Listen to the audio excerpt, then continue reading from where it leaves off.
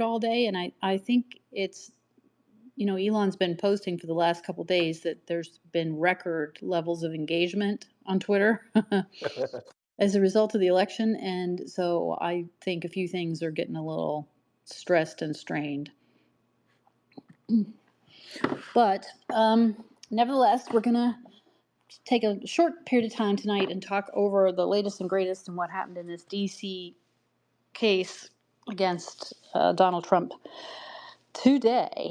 So before we do that, King, have you got anything else you want to talk about? Is there anything else we want? I do. I absolutely do. Okay, go ahead. Since we may have a more exclusive audience tonight Mm-hmm. because of Twitter's quirks, uh, there was a post today that caught my attention. One of our loyal followers uh, congratulated us on in response to your post about the three of us getting, you know, Getting predicting, it pre- yeah, right. predicting what would happen with the immunity argument and predicting what would happen and not happen with the DC case. And this particular person went on to say that they wagered $777 on our prediction Oh my goodness. and won the bet. Oh So, wow. so, What, they made so a bet like with someone they knew? yes, yeah. Oh So, wow. which brought to mind the first time I went to a horse race, and I was taken by these couple of sketchy looking characters as you're walking into the place Uh-huh. who were selling tip sheets, and they claimed, had uh, whoever I was with asked, why do I buy this from you? Why don't I just go in and make my own guess? Right. And the implication was inside knowledge. Okay. Right. And Always great. people were buying tip sheets from this sketchy looking guy. So I got to thinking, maybe you, Ship, and I could start our own tip sheet Oh business. yeah, because business. there'd be no risk in doing that. That's Jeez right. Louise. Combine that with the lottery. Steve says we could combine it with a lottery, but I think we should stay out of Pennsylvania. Ship, you there? Yeah, I think I'm just gonna have to find a way to bet on myself in the European prognostication markets. Oh my God, that's hilarious. Well, I don't usually gamble, but I do like horses. By the way, selling tip sheets is not a gamble. Oh, right. But I was speaking to your broader point about gambling. So I love horses though, and I've always enjoyed horse racing. So I will occasionally, over my lifetime, I've gone to the track. I don't make a habit of it, of course. But when I was a young woman, I spent some time in Ireland studying. Well, I was in law school. One of my summers, I was there, and we went to the Irish Derby, which is what they call it there, and I bet on and won on the Irish Derby because they had a filly in the race, and I knew enough about horses and waiting for horses to realize that she was underweighted because they weight the fillies to, um, differently from the excuse me, they weight the fillies differently to account, for gender variances and stuff. And I realized that there was not enough weight on her, and so she was going to be flying light. So I bet quite a bit of money on her and won. And the guy that the bookie that I did the booking with, when I first went up here, I was this American woman, and I, wanted to bet all this money on this filly, and he just rolled his eyes at me. And boy, it was a different story when I went back to collect. So that's my betting story. My story has to do with a senior partner in the law firm I joined right out of law school, who kind of took me under his wing and was my mentor for a few years. He owned a racehorse, Mm. and so I would go with him to watch his horse run, Run. Yep. and I lost a ton of money, and I should have known better. Oh my goodness. Yeah. Well, So, okay. I can top those. I have Uh-huh. probably been to Santa Anita a Ooh. hundred a hundred times. Wow. When Hollywood Park existed, I've probably been there 50 times. And Wow. Del Mar down in San Diego at least 50 times. And I had a good friend many years ago who was buddies with Bob Baffert when he was racing Oh, okay. quarter horses in New Mexico. All right. And so we went to one of the times this guy would go to the races with. One of the times we went down to Santa Anita before Bob Baffert became a big deal Right. and hung out for a weekend with Bob Baffert. Oh, cool. Well, I will say, at the Irish Derby, it was more exciting to most of the students that I was with that Richard Gere and Julia Ormond were there. We saw them because they were filming the film First Night, which is like the Arthur Camelot story. And so most of the kids I was with, because I was a little bit older than the law students when I went to law school, because I'd been an agent with the government before I went to law school. So I was a little bit older than they were, and I was married. Most of them were single. So um, the they were far more excited that we got to see Richard Gere than to bet on the horses. So that was fun. Okay, you guys. Well, we're going to talk about these moves by Jack Smith, the special counsel in the DC case. Filed a motion today. We had talked about this earlier this week, right?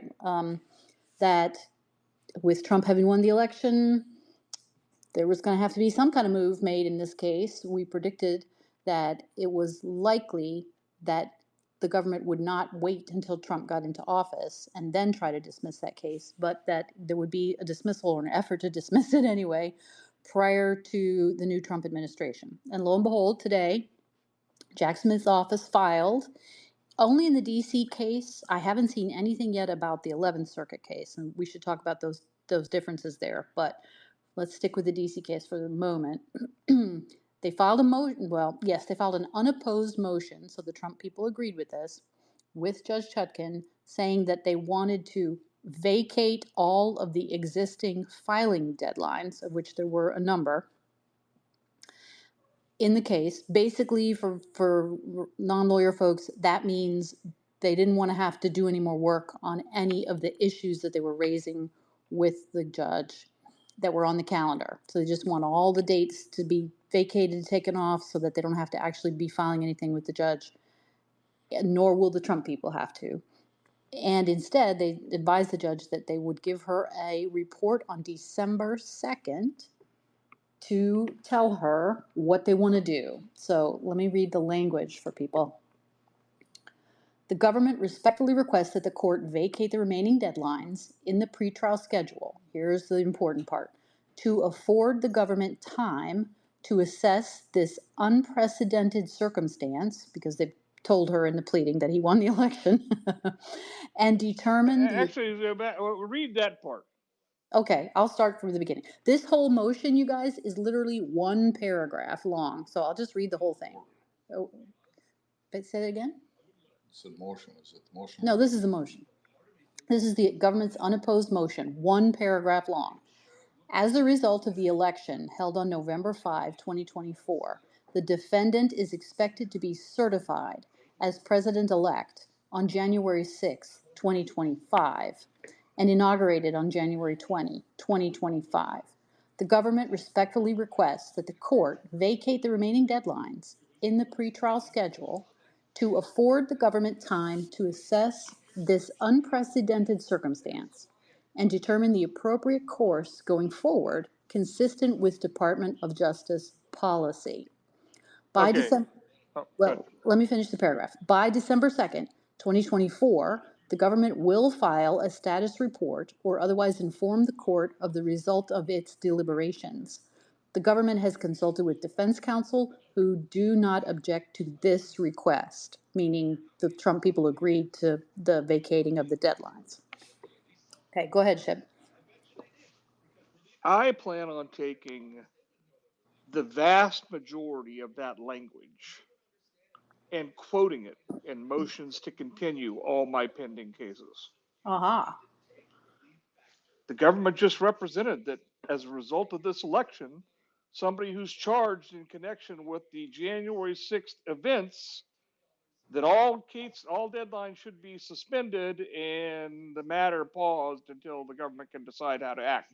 Why does that apply to Donald J. Trump as a defendant and not all the other January 6th defendants being prosecuted by the same DOJ? Well, you know what they're going to say. They're going to say I because don't care. Well, I don't care what they're going to say. I don't well, care okay. what they're going to say.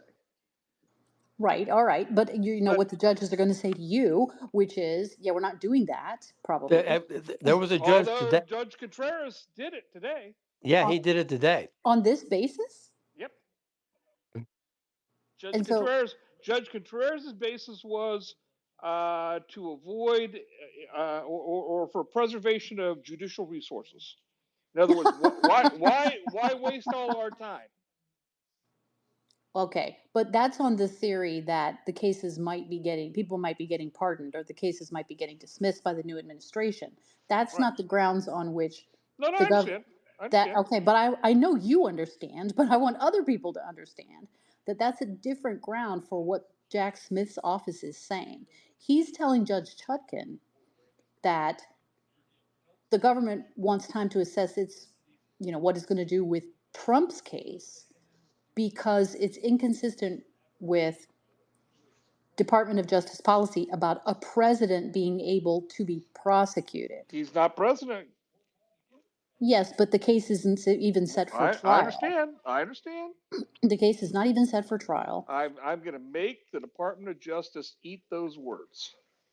Okay. I mean, good luck to you for doing that. And maybe they will. If I were a judge, I might wait and see also in all of those cases and say, why are we spending resources if the incoming president is just going to pardon all of these folks? Yeah, But that's a yeah. different argument from what the one that Jack Smith is raising.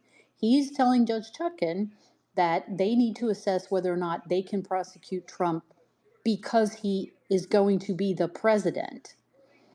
So, Well, let me ask you this: so you looked at the dates. There was she entered a bunch of new dates on October 31st. I didn't look yes, back to see what they yeah, are. I did. I wrote them down. Okay, So, are they dates by which the government has to act, or are they dates by which Trump has to act? both. The next one coming up was November 21st. That was the date for the Trump folks to respond to that big immunity thing, right? That Jack Smith's office filed. That had to be responded to by the Trump lawyers by November 21. And also, they were going to file their reply on the motion about whether Smith is properly appointed, also by November 21. Then the government was going to file its reply and combined opposition on the immunity issues on December 5th. And then Trump was going to have the right to do a reply and a surreply on December 19th. And there was also some motions about discovery going back and forth. So there were dates for both sides. The next thing that the government had coming up was not due until December 5th, though. Does that answer your question? Yeah, yeah. I Yeah. just was wondering if he was taking himself off the hook or if he was taking the defense off the hook. Well, they asked for everything to be taken off the hook, and then she granted that promptly. She issued an order vacating all remaining pretrial deadlines. So, because that's what they asked for.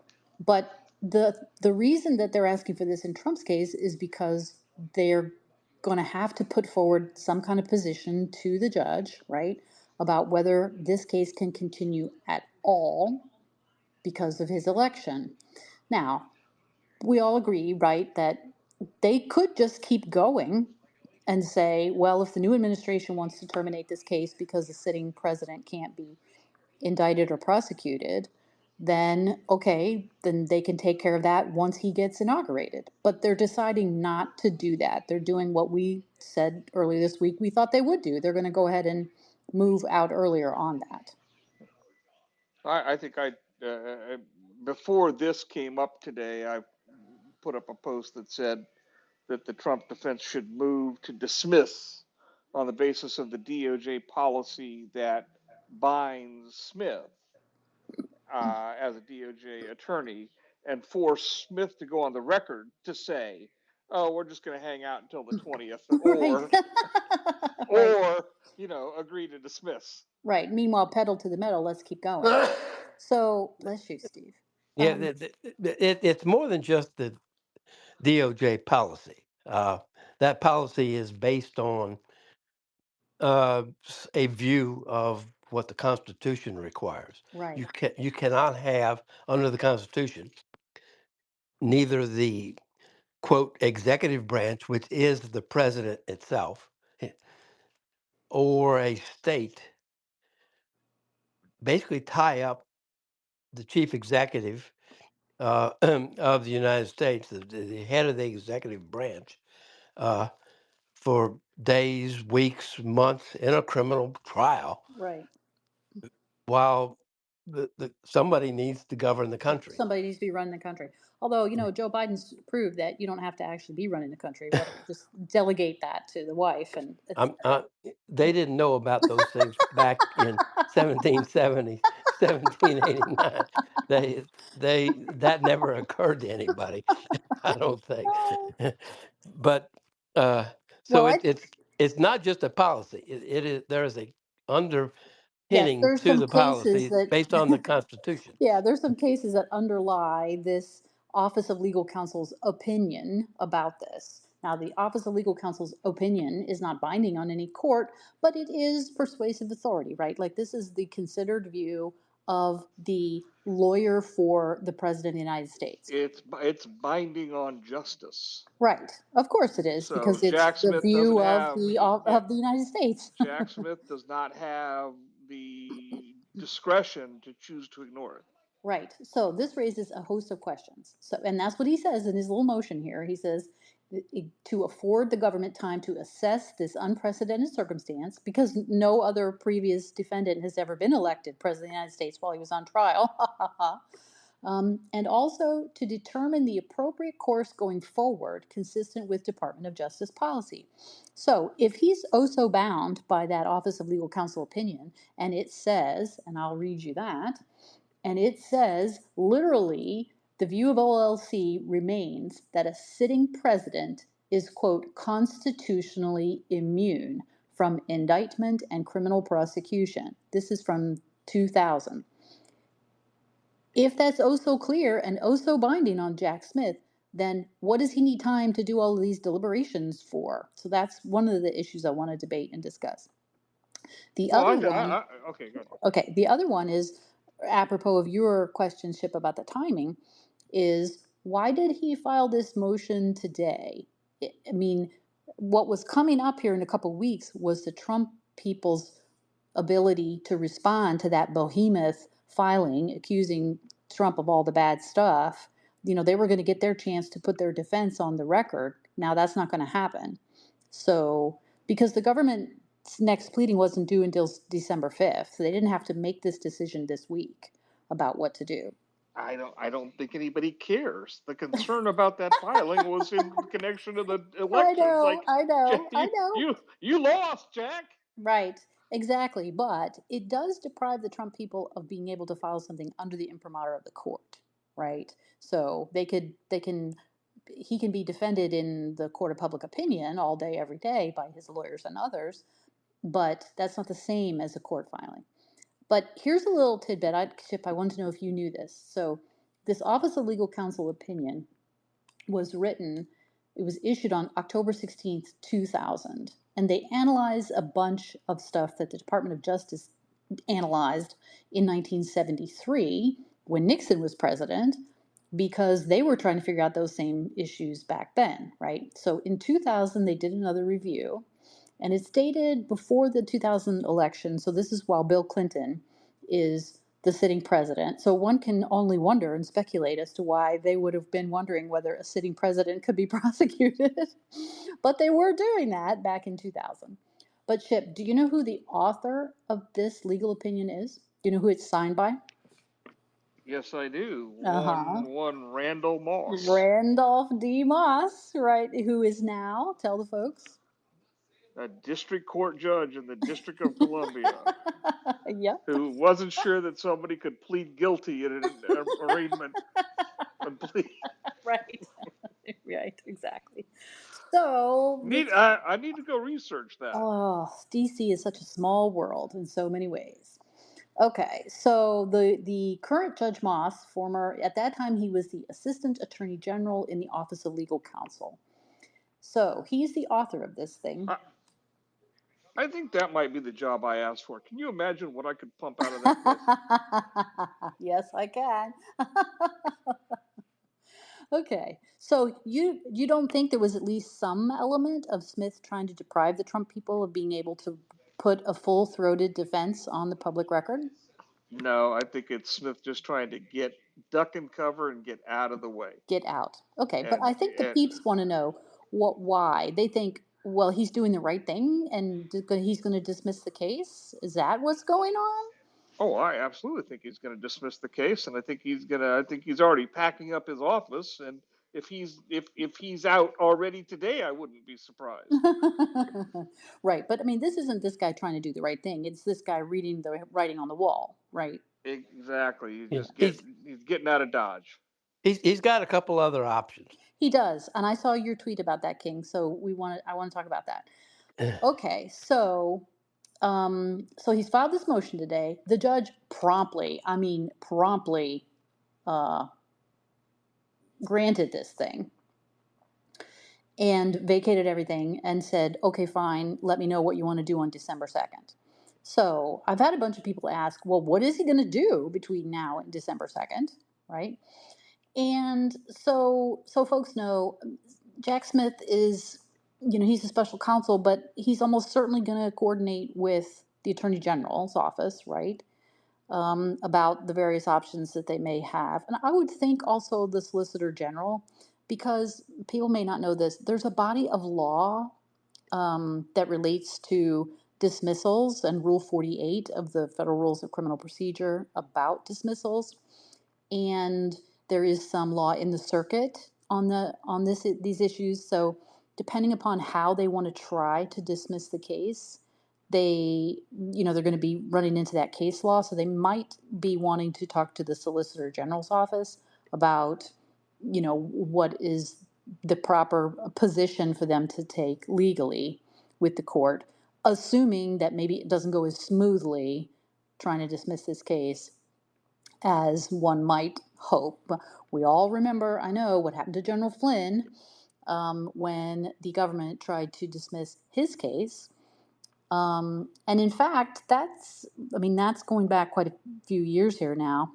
But King, I don't think I knew you then, but Ship and I knew one another. And actually, Ship was one of my clients, technically, in the amicus filings that a bunch of us lawyers on the right and a couple of independents got together to file amicus briefs in support of General Flynn in both the trial court in front of Judge Sullivan and also the DC Court of Appeals, trying to get them to focus on the fact that this is a genuine, for real separation of powers issue that the court should be taking seriously and come to the right conclusions. But of course, they didn't. They screwed it all up. Yeah, So I've read all that and followed it very closely and was very vocal about it on on Twitter Twitter, yes, it was a at the time. fascinating thing to be involved in. So here we are back in Rule 48 hell again, but maybe we won't be. So, okay, so King, you want to lay out for us Well, what are the uh, options? I listed some options. I'm going to start with the last option I listed and giving it some thought today.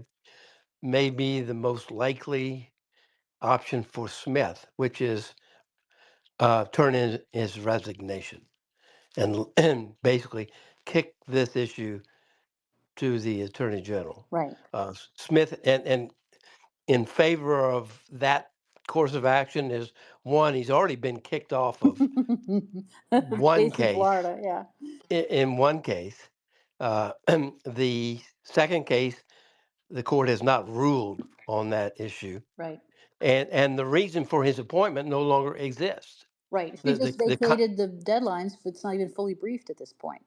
it So, well not only that, but the reason he was appointed in the first place under Merrick Garland's order appointing him was because of a institutional conflict because President Biden was uh, running for office against the potential defendant Trump. So the president's on one side of the election, Trump on the other, and it would be untoward to have this is the theory at least to have Biden's DOJ without a special counsel, independent of the DOJ, take after his political opponent. now here's a That no question. longer Yeah, exists after the election. right. Here's a So question, though, that we maybe should have thought of before, which is what if Joe Biden had stepped out of the race sooner and Kamala Harris was the candidate? That would not have changed Biden's status as the head, head of the executive branch. Would that have removed the conflict that under the theory, I think it would have under the theory that that they decided to go got with? that they went with, Yeah, which is not one of the theories uh, listed in the in regulations. the regulation about special counsel. Right. But nevertheless, if you're going to be consistent, yeah, it did remove the conflict. So Smith could have resigned back then. So Joe should Today, have there's no definitely dropped reason. out of the race earlier then. Yeah, yeah. Today, there's no reason for him not to resign, Yeah. and he does not. He is not uh, a member of the DOJ. He's not approved by Congress. He has no, really zero authority to speak on behalf of the DOJ in this kind of policy issue. So as to what happens going forward, he needs to step aside. So this is about what personally Jack Smith, like what his situation is, right? So let's set that aside for the moment and talk Okay. about what are the government's options in the case. So apparently they are not going to pursue one available option, which is just keep going with the case and let the new administration deal with it in January. They've apparently decided not to do that. Do we all agree? Yeah, I don't see how they could decide otherwise on that issue. Well, they could. They could just keep going until Judge Chuck, and he's not the president yet. So once he gets inaugurated, That is so messed up because you can't ignore the transition right, and the DOJ's obligation to cooperate with the new administration right, and open up all their files to the DOJ part of the new administration. So that makes no sense in right. my mind. Well, right, in terms of would you actually do it that way? But the way I always like to analyze things, I always did this with clients, is You okay. mean you? Oh, wait, wait. You mean you can't send John Lauro, one of his lawyers, over to be the transition representative at Right, DOJ right, into the exactly. special counsel's office? You can't. That's not allowed. Oh my God, what a mess. Uh, Oh, who says that's not allowed? oh my. Yeah, You know, well, uh, if Trump wanted to, he could certainly send his lawyers over there right. as prospective assistant AGs to look at the Right, files. look at the file. That's Eh, hilarious. Right. So, but So, see, I always did this with clients. Just because an option might be unpalatable or we might definitely not be taking it, doesn't mean we shouldn't like at least say, okay, but let's list what all the options are. So legally, they could continue with the case. It's just a completely unpalatable option, right? but by continue with the case, we're talking only up to January Up to 20th. January 20th, exactly. Yeah, Right. right. They've And decided not to do that, right? for the reason Ship and I just mentioned, practically speaking, that's not going to happen. Right, exactly. So they've had to bite that bullet that they are going to have to stop. So the case has got to stop. So so now what are they so going to? that leaves them a, as Ship argued today, a dismissal with prejudice, which means this thing is done forever. Even at the end of Trump's presidency, they can't resurrect it. Another option is a dismissal without any prejudice, with the right to bring it back up by Trump's successor in office for uh, when he leaves office. And there's a third option we haven't talked about, which is just a motion for a 4-year stay.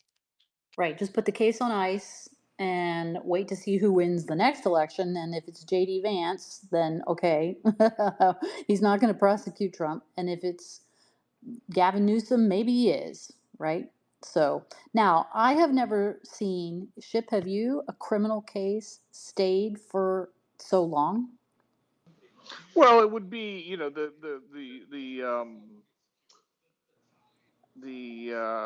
analogy would be for a defendant who flees.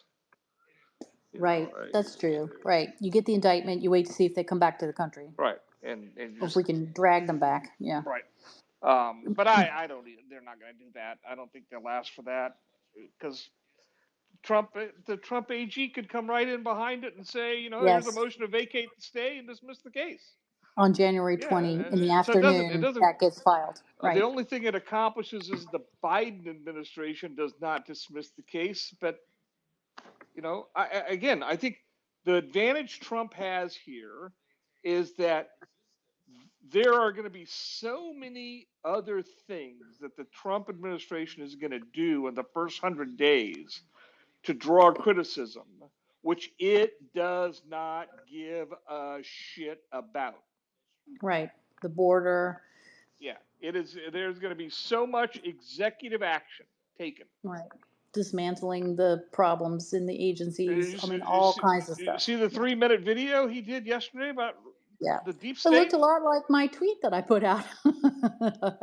And So, now I don't know that one has anything to do with the other, and I don't suspect that it does. But it's an interesting um, uh, coincidental timing that yesterday Mike Smith in an interview, I can't remember who he was being interviewed by, basically said, "Jack Smith, lawyer up."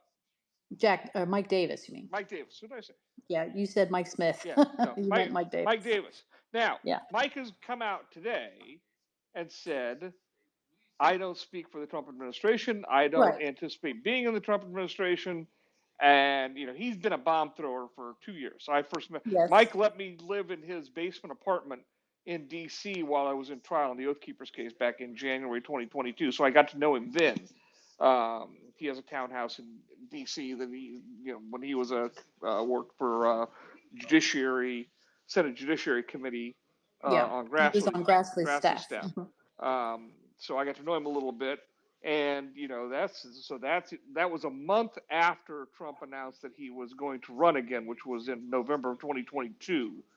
Um, so Mike's, he plays hardball, to the nth degree, and so his comment yesterday, lawyer up, and that created a lot of hysteria on the left. I Yeah. saw a couple of interviews saying, well, even if he's done nothing wrong, just having to hire a lawyer to defend against a Oh bogus my. How investigation could be terrible would that it could be? be Yeah. financially ruinous. And and Yeah. Wouldn't that be a damn shame? Jack Smith's just been a public servant his entire career. It's not like he's been in a law firm where he made a boatload of money. Blah, blah. Well, he's It's just like been spending his oh career ruining people's lives left, exactly. It's right, and like sideways. there's a lot of lack of self reflection in that commentary or self Right. awareness.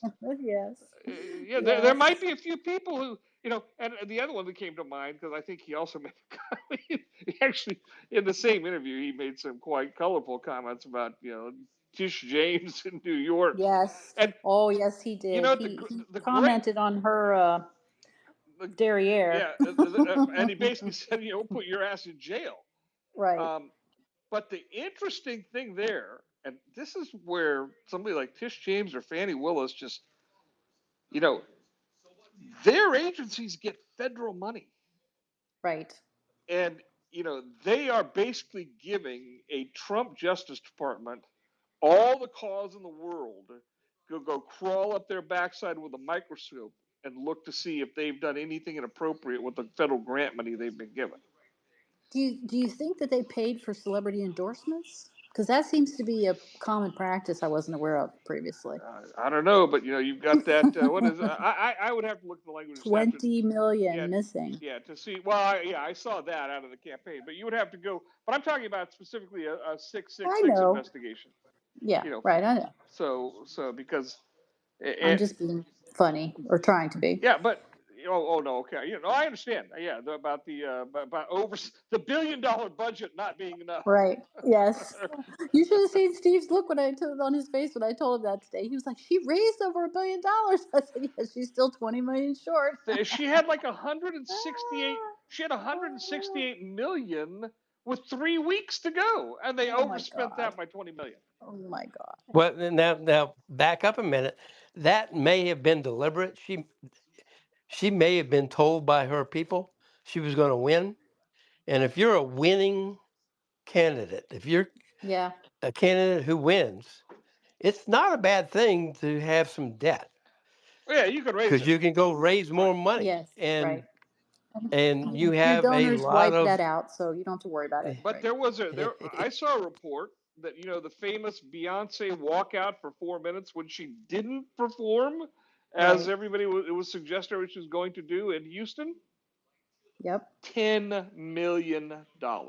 I know. That's insane. That's just insane. But okay, well, we'll see. So while we've been talking, I have jumped onto the docket in the 11th Circuit. The government did not file anything over there today asking to dismiss that Is the case. briefing done? What Let's has been see filed? what has been filed. Bum, bum, bum, bum, bum. I have to pull up the full docket. It gives you just a little truncated version first. But let me see if the reply has been filed at this point.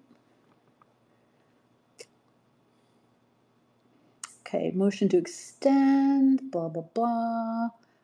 Applebee's brief due October 28th. Let's see, I'm pretty sure that got filed.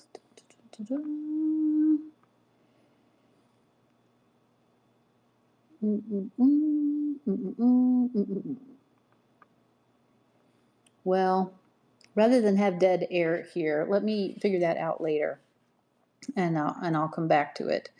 So, but as of today, there's been no motion to dismiss that case or even to stay it pending this. So, but they're going to have to do something with it promptly too on this same theory, aren't they? You guys debate that while I try to figure out what's been filed.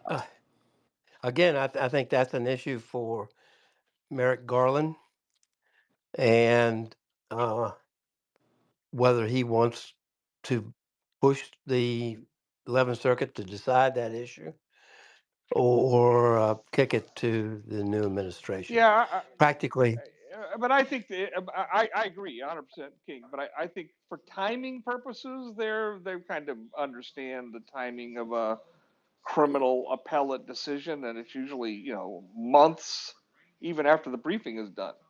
So while you would certainly want to give the court a heads up that you're going to abandon that appeal so that they don't do work unnecessarily, I don't Yeah, think they feel the same sense of timing urgency. right. So the president's lawyers filed his brief on October 25th. So the government, I don't think, has filed its reply yet and probably doesn't have to have done so yet. I'm, No, I'm scrolling down. They have more time. So the next thing the court is waiting on from them is their reply anyway. yeah, so they can, Yeah, so that they may file it on the day their reply is due. They may file a request to dismiss the indictment or dismiss the appeal. right. And so people can understand, Ship, tell them what happens if the case is on appeal like that and The government is the one that's lodged the appeal. So if they dismiss it, then what will happen to the case? Well, then the final order entered by the district court stands, and the case is done because Jack Smith didn't have authority. Now, I don't According know, to her. but Yeah, she did not dismiss. She dismissed it without prejudice. So correct. presumably an appropriate official at some point in the future might be able to resurrect it. But while it is dismissed, the statute of limitations is running again. Right. Yep. And if you're in the Biden administration and you believe strongly in the concept of the Smith style special counsel, one thing you don't want to happen is for the Republican administration to get their hands on that case and make that concept go away. So you would want to dismiss it before the new administration comes into office, and you do not want the 11th Circuit to decide that Right, to issue. still have it. And worse yet, for the new DOJ to come in and say, well, 11th Circuit, we want to amend our brief Right. because the position of the United States has changed. We think the D.C. Circuit decided it wrongly. Right. Yeah. So, all right. So that's the status over there in the 11th Circuit. So their options are they can tell Judge Chutkin, is there anything else? Number one, they're not going to just say, we want to keep going, Judge. We're all agreed. That's not going to happen. Number two, they could move to dismiss with prejudice, which would be the end, right? Assuming that she grants that motion. They could move to dismiss without prejudice, which, again, she may or may not grant, or they could seek a stay. Now, Ship, your comment about the statute of limitations, like that's the reason if you were going to try to do it, that you would seek the stay, right? Because if the case was stayed and the indictment is not dismissed, the statute of limitations is still told, meaning it doesn't run. So if that's just sitting there the whole time that Trump is president, you're not, once he's no longer president in 2029, I guess, then, you haven't lost any time on the statute of limitations. Yeah, I'm still just mystified by the thought that the Trump administration would allow it to remain that way beginning January 21st. Right, of course, right. You're assuming that they don't intervene. Well, if the case was stayed, they'd have to ask the judge to open it up again for the purposes of accepting a motion to dismiss, right? Or they just file a motion to dismiss Yeah, well, right, well, and put her to the right, test. right, exactly. So, but I'm just talking theoretically here so people understand. So that would be the idea of, well, let's seek a stay, but it sort of unravels when you realize, well, but the new administration is going to come right behind us and they can undo everything that we are going to do. So as a practical matter, do we agree they're just not going to seek a stay? It's going to be a motion to dismiss, and the only real question is whether it's with prejudice or without prejudice? No, I disagree. Okay, I, go I ahead, Kim. think politically they have something to gain by getting the court to grant a stay and basically daring the Trump administration to undo Well, it. I think that's right, With but this is not legal but political. Like, right, we didn't dismiss it. You guys have to undo it when you get there, kind of do it yourself kind of politics. and I don't see a good a if I'm a Democrat in the Biden administration, I don't see a downside for that. Interesting. Ship, what do you think? I don't disagree, but then why even do what they've done? They could just keep litigating the case until the 20th. Well, I think for the reasons you identified before, which is that, but it's an interference with the new administration. Whereas, you know, dismissing the case your own self later is not really, because they know they're going to do it, Well, and I mean, it would be, it'd be a sharp stick in the eye to right? the Trump administration to say, "Now we're not going to dismiss this. We will stay it, and you can do what you want with it on the 20th, and then it's on you." Right. Um, and And we and resisted. right, right. This is Viva la Resistance. Um, And I, I you know, wonder I'm whatever just happened to that guy who couldn't even spell resistance. I mean, he well, is. that was Kleinsmith. Oh, that's right. I forgot. That was Kleinsmith that Isn't did that that. hilarious? I forgot that was Klein Smith. Yeah. Um, Yeah. so, but again, I think it's just like I don't think the Trump administration is going to care one bit. Right. No, they're not going to view that as taking a political hit. In fact, they're going to say, "You're goddamn right. We're going to dismiss this first chance we get Exactly. because this is unlawful lawfare you've It been was right. It perpetuating." should have never been brought in the first place. Right. Yeah. Okay. So, um, okay. What do we think the odds are that they'll do that? Low, medium, 50-50? King, what do you think? This is your That dog. yeah, that odds are that who will do what? It's your dog that they might go ask for the stay. I think it's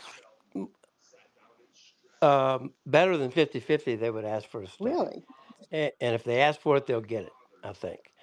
And then that just puts the ball in the Trump administration's hands, and they will get it dismissed, or they will try to get it dismissed. They may Yes. get pushback from the judge. Now, if this judge grants the stay, then I think you'd have to predict that they will get pushback from her if they try to Right. dismiss it, then later. Yeah. I'm just you just articulated what I was thinking. If I'm a Democrat and I want to preserve some political benefit from this case, that's what I would do. I would go for the stay, get the judge to order a stay, and then cross my fingers that down the road, when the Trump people tried to undo that stay, uh, they would get pushback. The Chuck won't go for it. Yeah, Well, that seems like something Smith might do, but I'm not sure Merrick Garland would go along with that. that's my thinking. Is I'm not sure Merrick Garden wants to do that, and I think where that would begin to run aground is just as happened in Flynn.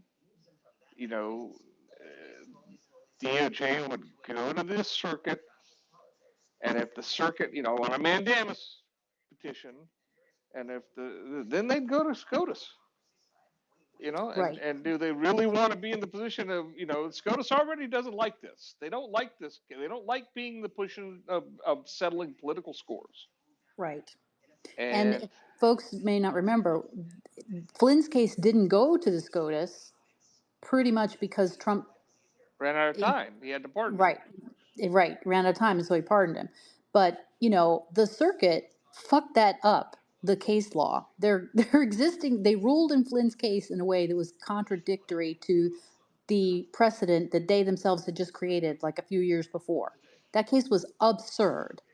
So, And now you're not talking about, a former brief administration bureaucrat, right, national security advisor, no question, but right, a very short tenure. Now you're talking about the president. right, And I think the Supreme Court's going to say, enough of this, children. You know, right, the executive has the authority, prosecutorial discretion.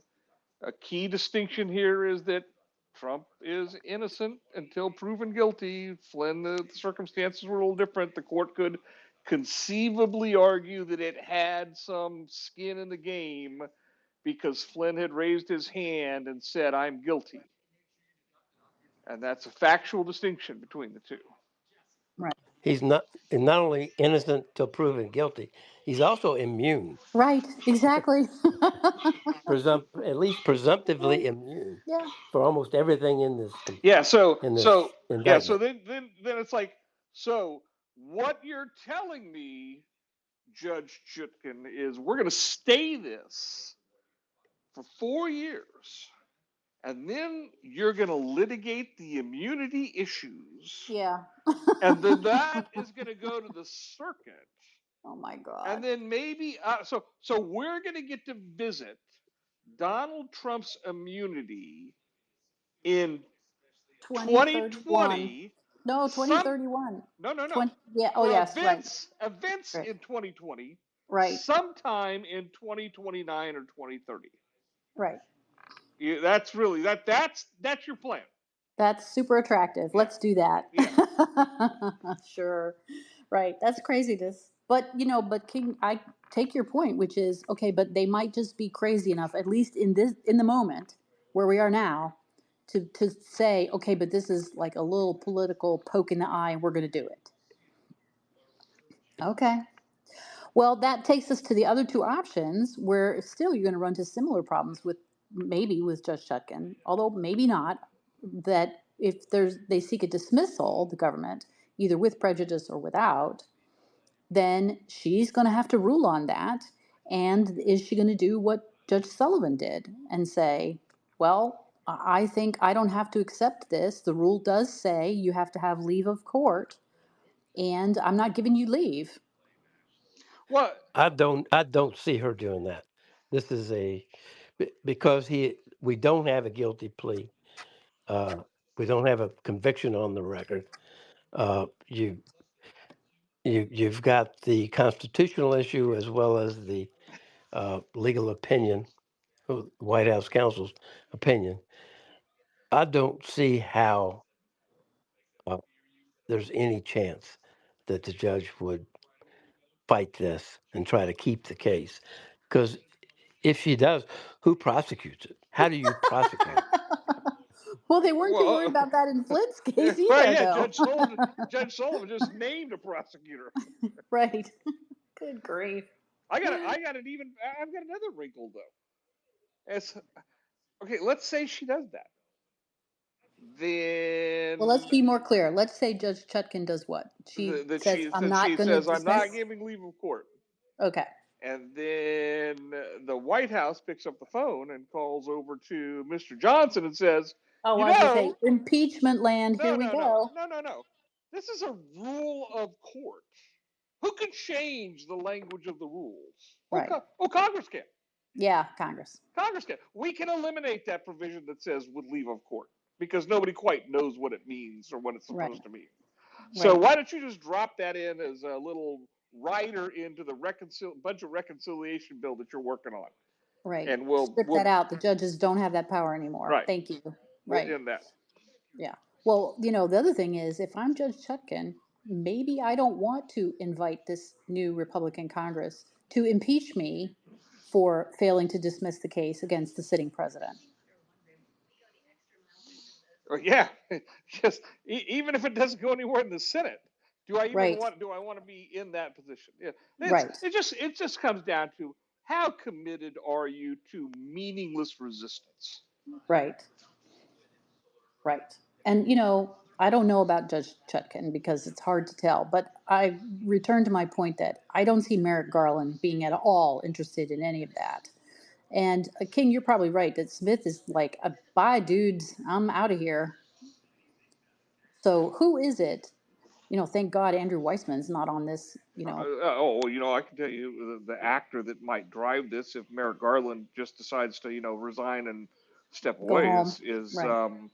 Lisa Monaco. Right. Right. Is there anybody else in Smith's office itself that we think might No, no, those want to make a there. name for themselves by going down this No, road? Smith stocked his office. Unlike Mueller, Smith stocked his office with current DOJ lawyers. Right. Career So people. yeah, Yeah. they hope to have jobs to go back to. Right. Mueller, on the other hand, brought in all former DOJ lawyers who were going to Right. go back to big law when they were done. Right. Right. Right. So it's a momentous move, this move today. And it may be that early next month, it's just simply this case going to go poof and be over with. And the 11th Circuit case, too. What do we think? That's my That, prediction. yeah. Me It too. may feel a little Yeah. anticlimactic, but also at the same time, just would be, a watershed event, right? Uh, and it may not totally be over because I don't know if you saw the letter that the House Oversight Committee sent Right. to Mr. Smith today. Right. Preserve all your Yeah, documents. which to me, that's just virtue signaling. It's against the law for him to delete and destroys documents anyway. And people are like, well, that doesn't keep him from doing it. And I'm like, and your document demand request keeps him from doing it? No, it he doesn't. I can't begin to tell you. And the statute is long since run. I can't begin to tell you how many government records I shredded over the years because we had huge industrial strength shredders. Yeah, And we did not ever. I mean, when I started, not everything was computerized. I mean, I had yeah, files and files of right, yellow legal pens with all my right, notes. And I had right. a senior lawyer tell me one time, he shreds all his drafts. He said, "Well, Mm. I shred all my drafts because I don't want somebody coming back and ask me why I changed Why did words you from draft change one to this draft two." phrase? Yeah, exactly. Yeah, what I settled on and what I filed is what I'm prepared to defend. I'm not going to go through my thought processes. Right. Yeah. So, well, we're not going to know anything more about this case specifically until December 2nd. So we'll see. What do we suspect? Will they move to file to dismiss on that day? Might move to dismiss earlier than that. Right. Right. They don't actually say they're going to file that day. I think they say on or before, Yeah, right? no later than, yeah. Right. Yes. So I could see him sneaking it in anytime just under the cover of darkness with, nobody paying attention. Well, So, and that's already like the Monday after Thanksgiving, isn't it? it is because Thanksgiving is late this year. Right. So, right. So this case is just going to go quietly into the dead of night is what's going to happen. A real tell would have been if they had said the Friday after Thanksgiving. I think the court is closed that No, day. that's a federal work day. Just about everybody takes it off. No, Yeah. just about everybody takes it off. And I think, see, I mean, that's the way it was for executive branch offices. The office had to be open. It was not a federal holiday. But the presiding judge Right. can always shut down the courthouse. And that often is what has happened in DC. That's Is right. that day the court is closed. Yep, So, that's what they do it everywhere I've been, and Hawaii. The amazing thing was Hawaii has 3 state holidays that are not federal holidays. King Kamehameha Day, Admissions Day in Hawaii is a state holiday, and the federal judges would close the federal courthouse on state holidays. yeah, yeah, yeah, that makes sense. So three Okay, extra paid holidays for federal employees. that's nice. Well, okay, so then I have one more topic, and then I'll see if you guys have anything else you want to talk about. But that is this suggestion that Smith's office instead is going to file a report or write a report or publicize a report or something. So, and then this runs us into the question of, are they going to be able to use any of that 6E material to do so? So folks understand, federal grand jury is not like a lot of state court grand juries where they produce reports that are put out to the public because the powers that be are looking into, corruption or like mafia type, takeovers of unions or workers or whatever, stuff like that. The federal grand jury is solely for the purpose of returning indictments against people, charging them with crimes, except there is a statute, this is 18 USC 3333, that empowers a special grand jury to conduct that kind of an investigation for misconduct, malfeasance, or misfeasance by public officers being involved in organized crime. Isn't that nice? Or organized crime conditions in that district, as long as they don't name someone by name. So you can't say Al Capone is doing this. You have to say the mob is taking over, the restaurant workers union or whatever. But this is for a special grand jury authorized under this section. In that circumstance, the grand jury does produce a report which the court has the authority to release to the public. So, as far as I know, there is no authority for Jack Smith and or Judge Chutkin to release a report directly to the public under the imprimatur of the court. But the regs allow him to produce a report. This is harkening back to the Mueller situation too, right? Jack Smith can produce a report and give it to Merrick Garland, who can then decide whether to release it publicly or not, right? Ship, are you in agreement with this? Yes, that's consistent with the existing regulations. That's what Durham did. That's what Mueller did. Right. So Well, Jack Smith has already produced a lengthy report, and it's in the public record. in the guise Well, of but that filing, yeah, yes, but that's an interesting point. yeah, The interesting point there is, did Smith's office have any team tasked to, let's anticipate that Harris loses, and at the same time we're compiling this massive court document, let's prepare the same basic document in the format of a report to be released publicly if Harris loses and we're basically all out of a job.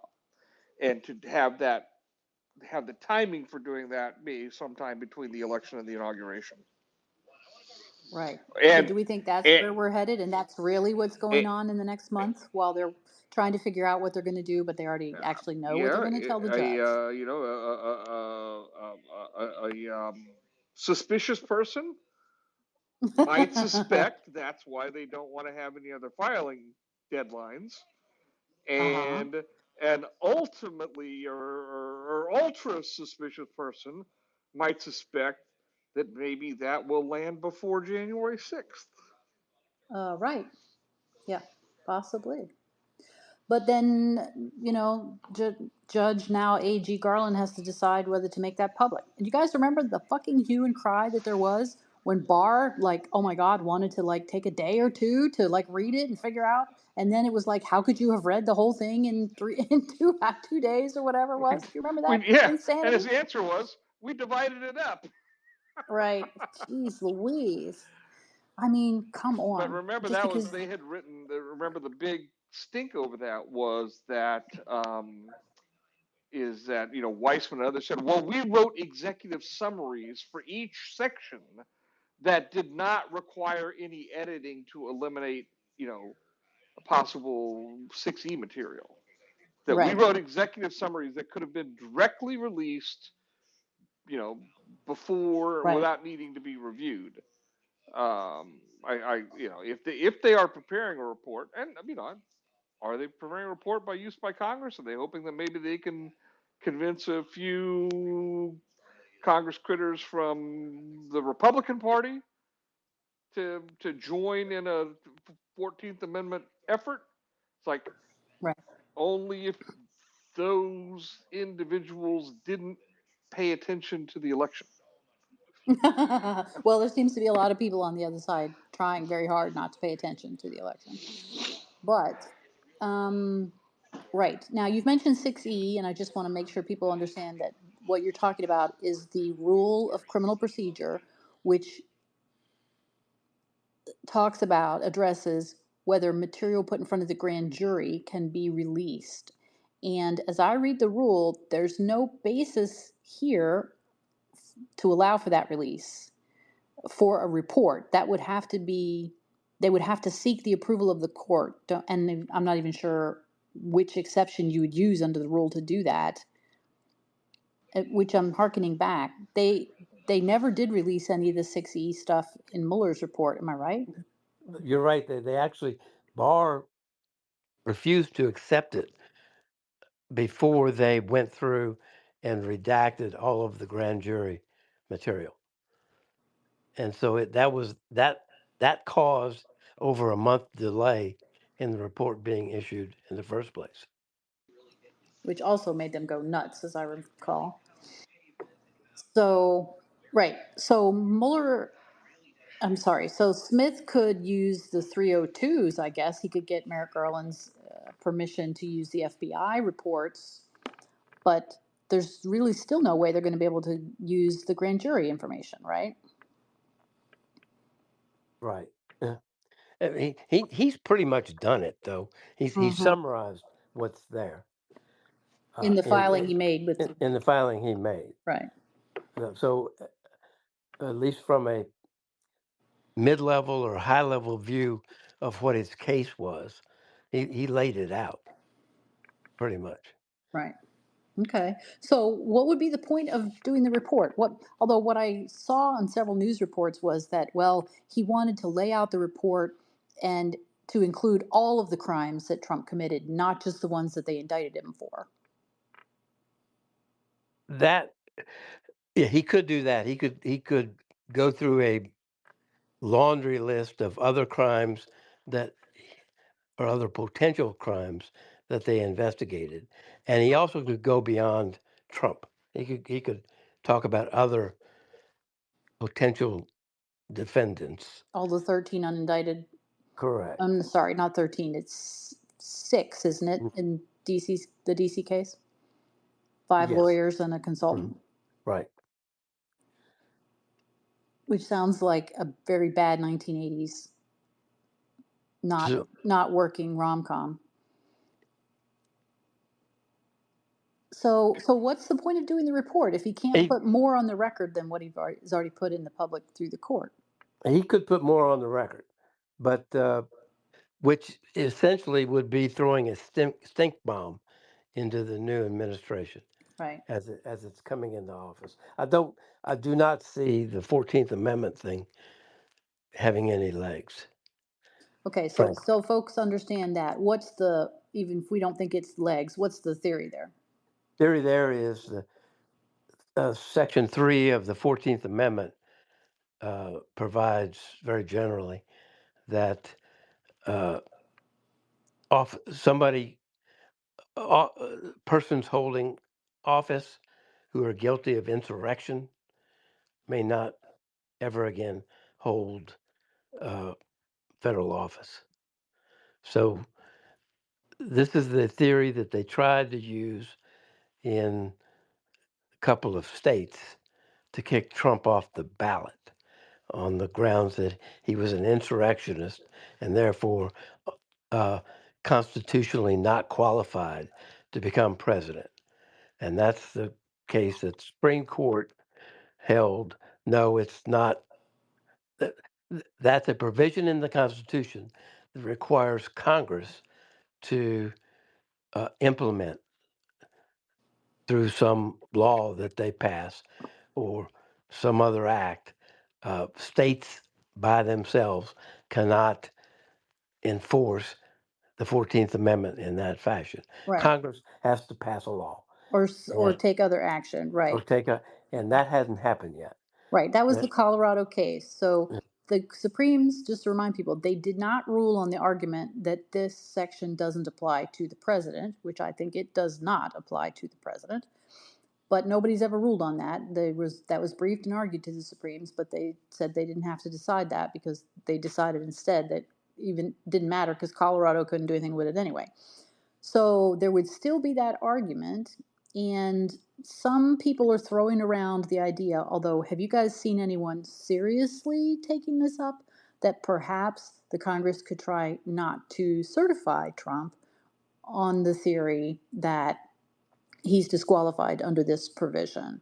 the only one that I'm aware of is Jamie Raskin, Right, who said it months ago, right, and I don't think he adheres to that today. Yeah, Yeah. he's fronting, the squad and others in that mm-hmm, same mentality. There's going to be a group of them that the same kind of they think they're just going to replay Resistance 2017, um, and just get the bureaucracy in the Congress to tie the administration up. And so he'll try it, but it's just going to be a do stunt. you really think he'll try it on January I think 6th? so. Absolutely, I think he's What will committed he to it. what will he Uh, do? He'll try to make a motion to the chair that Yeah, that Trump is you got to get not that he's disqualified. 1/5 of each chamber to make the motion. Well, actually, that's the objections to the electoral count. Yeah, So exactly. It's a different thing. yeah, Yeah. How do you do this? well, I have to go back to look at the he- 14th Amendment decision. What the Supreme Court said was the avenue. Wasn't it? Didn't the Supreme Court suggest in that decision that the avenue is congressional action in the form of legislation? They yes, did. that's Yes. the implication. They didn't say specifically, but that's certainly the implication. And from a due process standpoint, I think that's required. You can't. you uh, you can't have a Congress just ad hoc without any prior notice announce that. Well, right now they've got First, control. Well, no, they don't have control of the House. They've got only control of the Senate. no, they're not going to have control. They don't. I don't think they can get even a majority of Democrats to buy into that. to go along. But the Right. question really is whether Raskin or others might try to raise it. And after they've made this whole hue and cry about the last January 6th and how trying to decertify the election in any way is, is tantamount to overthrowing the nation. Well, wait. That's already begun. I Didn't you know. hear Harris on Friday? Yes, I did. Her and Letitia and, Bill Crystal and I others, mean, that they're just obviously calling for this. you cannot say in the aftermath of a controversial election that your side should fight. That Right. is incitement to No. violence, and that is, a call to insurrection revolution. I have been told that over and over again for 3 years that you Right. cannot I use the know. word fight. You cannot use 1776. Those are all insurrectionist terms. Right. Right. So I know. So how are they thinking that they're going to bring this up? Now, the amendment does say that any disqualification of someone on this basis can be overridden by the Congress by, I think it's a three-quarters vote. Um, Let me get that language up again. I lost it. Oh, here it is. Yeah, no, it's two-thirds, by a vote of two-thirds of each house to remove such disability. So that does not seem to be legislation because there doesn't seem to be any requirement that the sitting president sign Well, that. that was the big question: is the what is the due What action is process that this? leads to the Yes, disqualification that can then be reversed? right. And apparently, it's not the Secretary of State of Colorado. Yeah, well, that much we learned anyway. Right, right. So, And I don't think it's the disqualification of a state elected elector under the new Electoral Count Act. right, which is a different thing. So let's make sure people understand that. We've been talking about the insurrection clause of the Constitution, the 14th Amendment. But the Congress, the last Congress, amended a statute, federal statute, which is called the Electoral Counting Act, which is trying to implement the 12th Amendment, although I still think that the Electoral Counting Act is unconstitutional. Do you, Ship? Yes, I do. Yeah. I do too. And so people know the reason we all think it's unconstitutional is because the statute is trying, in a very conceptual way, it's trying to, well, it's not trying to, it does amend the 12th Amendment without going through the amendment process. Well, So well, that's a problem. my objection is that it gives it Congress gives to itself via legislation the ability to select the president that is Right. not given to it anywhere in the Constitution. In the Constitution, right. So if you're going to do that, you can't do it through a law. You got to go back to the states and get that power, which you currently don't have. So, right. So I still think that as a general proposition, the Electoral Counting Act is unconstitutional, although some parts of it might not be. I'd have to think about that more. We could parse it through. We might find some of it is. But setting that issue even aside, they amended it. It used to be that one congressman and one senator, if they combined their objections, could cause both houses to have to then consider objections to the electoral votes of a particular jurisdiction. But now they've amended it. Wasn't Susan Collins the head of this effort? So they wanted to they were trying to fix the perceived problems with this Electoral Counting Act statute. And they changed it to now it's 1/5 of each chamber, isn't it? Or is it just one chamber has to say, yeah, we have a problem with this to lodge an objection? Yeah, it's 1/5 of each chamber. It used to be just one of each chamber. Right. So is that the mechanism by which they're going to try to raise the 14th Amendment disqualification? Because it seems like it's two different things, doesn't Yeah, it? it's a different thing. The objection relates to the uh, Electors, that's the point you were the making. electors Right. and how the electors vote, and a determination by Congress that somebody who is voted for is not qualified is really a separate issue.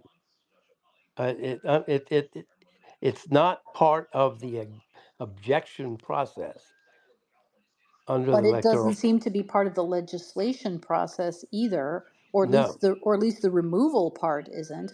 But you're right. I'm looking at the Supreme Court's opinion. The language suggests that they think it has to be legislation to do the disqualification. and which makes sense from a due process, constitutional due process standpoint as well. It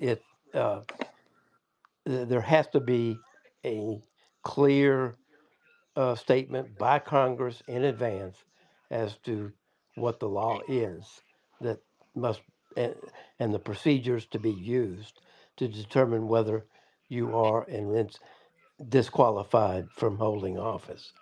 Uh, you can't do it ex post facto. You can't do it without notice and without a hearing. Right. And And I would remind folks that this case from the Supreme Court was unanimous. All nine of them said that the states do not have the authority to do this. Whoever has the authority to do this, it is limited to the Congress. So that's going to be good law forever. So, but as a practical matter, let's say Raskin, or maybe not even Raskin, but somebody in the new Congress decides that they want to do this. They want to try to somehow assert Congress's power under this section of the Constitution. What are they going to do? Bring up a point of order for Kamala Harris to rule on? Like, practically speaking, this could be very awkward. well, the Republican controlled House would rule it out of order, I think. But I mean, how does it even get lodged in the first place? Well, I mean, he has to raise it by motion, Right. and To the I think it chair, would be, which is Kamala yeah, Harris. and the well, it, she's not chair of the House. No, but we're talking about the certification process on the 6th. Yeah, She, but they meet jointly and then separately. So I think at the House, when it gets to the House separately, when they're hearing objections, I think at that point it gets ruled out of order. oh, I do too. I don't know, none of the Republicans are going to go along with this. But I'm talking about, does it even get that far? Because, That well, Kamala being in charge of the Senate, she may let it get as far as it can, but at some point it has to go to the House, and at that point, I think it gets ruled no, out but of order. we're talking past each other. So it, they meet in joint session over which the vice president presides to open up the electoral votes, right? So Right, it and then presumably, they raise objections, right. But and we then each House handles Yes. those objections Yes, separately. right. But that's objections under the statute we were just talking about to the electors, right? Right. Presumably, whatever congressman, I hate to pick on Jamie Raskin, but he did talk about it, so I'm going to.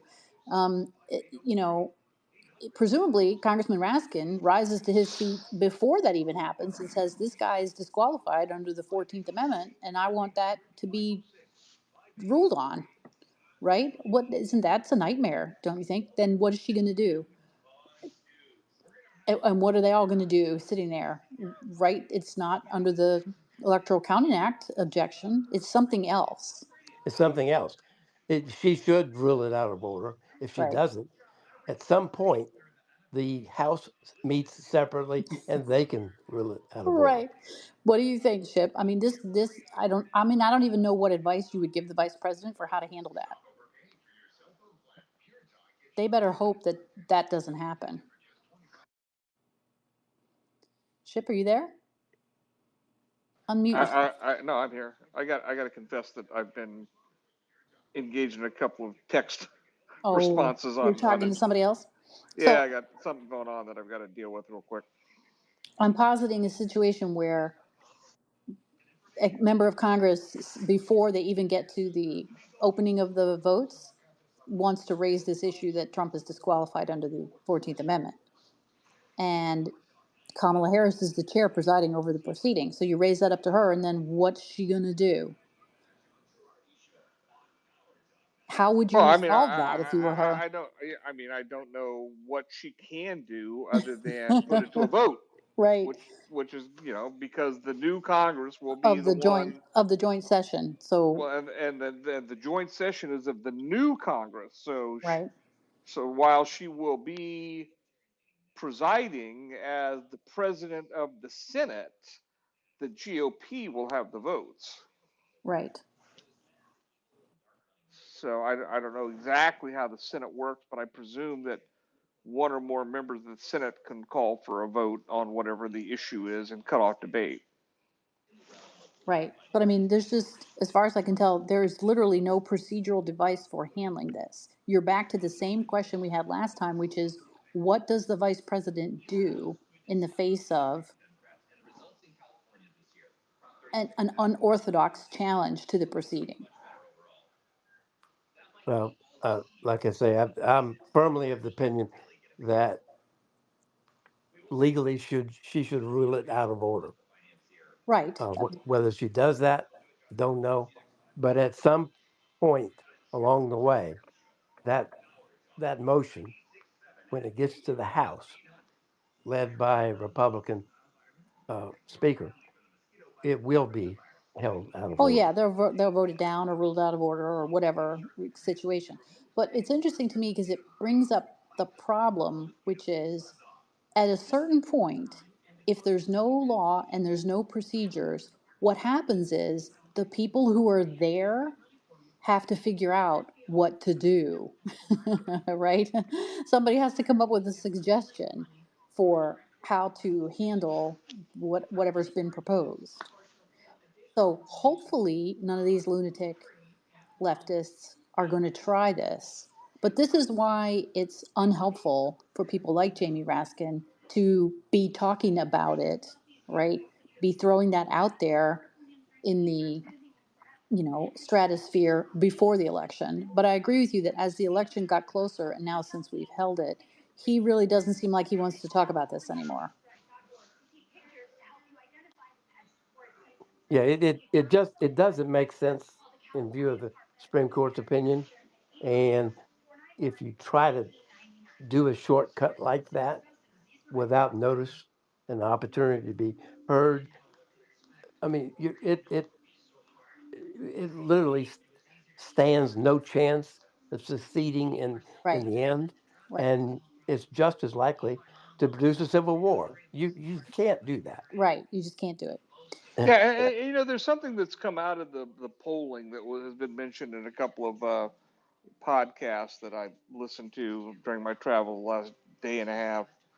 There was an NBC News poll that was publicized, an exit poll. So it came up on either Tuesday night or Wednesday morning, and it was one that gave a lot of, or no, it was Tuesday because it gave buoyed the hope Ah, temporarily of the Harris campaign, and an exit poll showed that 38% of voters had democracy at the top of their list of concerns. right, Okay, but when they drill down into that little, they realized that those voters that had democracy at the top of their list of concerns split 50-50. right. Half of them think that means January 6th, and the other half of them think that means the fucking It's lawfare that we've all the had the lawfare, last. right? Right. Right. So it's Yeah. like, do do some wiser heads in the Democratic Party and say, this stuff kind of backfired on us in a way. Right. Do we really want to go right to that right now? Right. Go down that He road. just he just won an overwhelming election where she did not flip a single county. Right. Trump got more votes in 48 states than he got in 2020. Right. And Jamie Raskin and the AOC are going to lead us down a path where we say, Oh, but Right. he can't be He president. can't be president because we're going to use some procedure no one ever heard of before to throw him out, separate from the electoral votes. Right. Okay. So, well, that brings me back before we go here to where does it stand on the popular vote? And I'm looking right now at the Decision Desk HQ. Now, as people who've been following me know, we looked at them the other night and they had some kind of computer glitch that totally dumped, I mean, millions of votes into their numbers, which, so for a few minutes or maybe 45 minutes, their site said that she had won the popular vote, which she has not. So that was interesting. But as I'm looking at it here now today, he is up almost 4 million votes in the popular vote. So, they don't even have the argument to raise that, well, he won the Electoral College, but he didn't actually win the election because the Electoral College is this anachronistic, racist, something, something, old white dudes thought this up, therefore it's bad type procedure. That's not going to work this time either. So some of these theoretical arguments are interesting, but do we agree that really what's going to happen is Jamie Raskin isn't going to say anything, and they're going to do the Electoral College, the Electoral Counting Act procedure, and nobody's going to raise any objections either, right? There may be an objection or two, but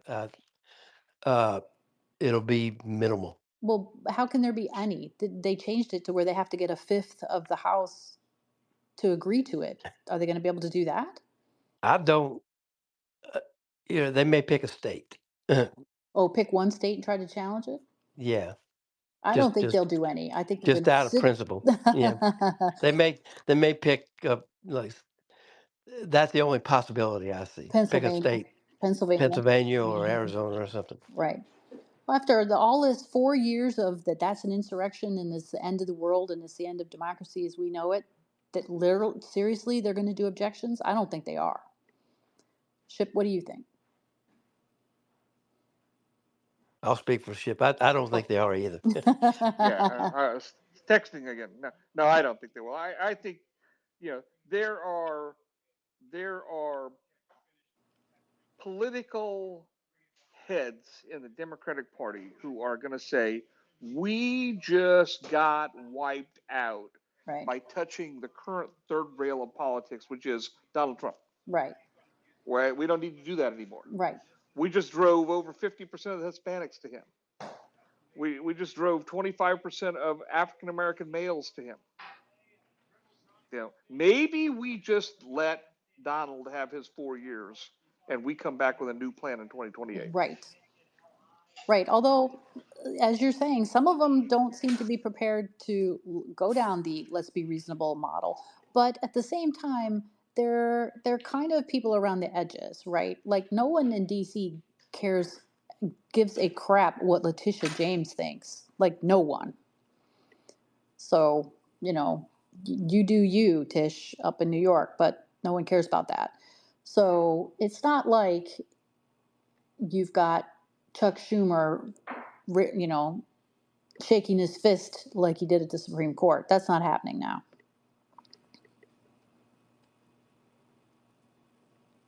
So, okay. Any final comments before we sign off for tonight? That's all I got. Yep, I'm done. Okay. All right. Well, I guess we'll find out December 2nd whether the case gets dismissed or not. We can talk about it again then. All right. All right. Good All night, right. everybody. Good Yeah. night, everybody.